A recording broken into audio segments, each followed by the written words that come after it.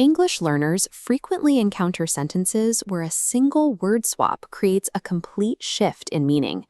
Most of this confusion stems from modal verbs, small words like may and might that carry significant weight in a conversation. Modal verbs are helping verbs used to express concepts like possibility, permission, or ability. Because may and might both signal that something is possible, many speakers treat them as interchangeable, leading to constant uncertainty in daily speech. We are going to resolve this by building a mental possibility meter. This framework provides a specific measurement for each word, so you can choose between them without second-guessing. You will need a pen and paper for this session. We will conclude with a 5-question exercise to verify that you can apply these rules to real-world sentences. By the end of this lesson, you will be able to distinguish between a likely outcome and a distant possibility, making your English clearer and more effective. Both may and might indicate that an event could happen. To use them correctly, you must determine the specific level of certainty you want to express. This gauge shows how to measure that certainty. We have placed may at the 70% mark to represent a high level of confidence. Use may when an event has a strong chance of occurring. If you see a heavy, dark rain cloud, the likelihood of a storm is high, so you say it may rain today. When certainty drops, the needle swings left to the 30% mark. This is where we place might. Use might when the chances of an outcome are weak or doubtful. If the sky is mostly clear with only a single tiny cloud, the probability is low, so you say it might rain today. While these percentages are not literal mathematical requirements, they serve as a reliable mental shortcut. If you are more than halfway sure, choose may. If you are less than halfway sure, choose might.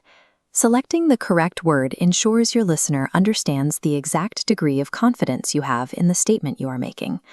Beyond expressing possibility, may has a specific role in formal interactions regarding permission.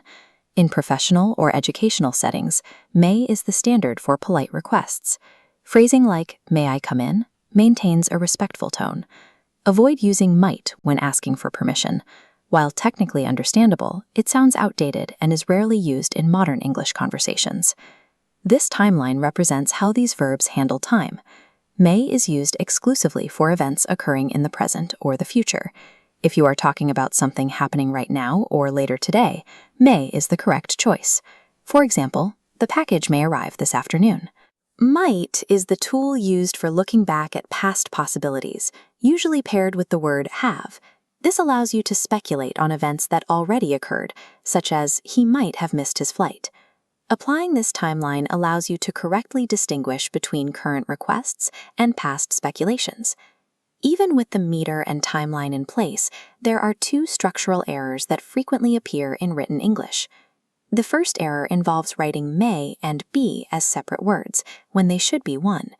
In this sentence, the 2-word phrase is incorrect. When you mean perhaps, use the single-word adverb, maybe. Maybe he is late is the correct written form. The second error is adding extra letters to the main verb.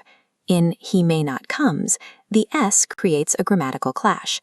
Modal verbs require the base form, so remove any endings. The correct phrasing is simply he may not come. This rule is consistent across the framework. Just as you say he may come, you must also say he might come, keeping the main verb in its simplest form. Correcting these structural habits ensures that your written communication is as precise as your spoken English. We will now apply the framework to 5 specific sentences. Prepare your paper and look at the chalkboard. Evaluate these 5 sentences. Identify whether the situation describes a high chance, a low chance, or a past event to determine which word fits the blank. Use your possibility meter and the time travel rule to complete the list. Here are the results. Number 1 is may for a high probability event. Number 2 is might for a low probability event. Number 3 is may for formal permission.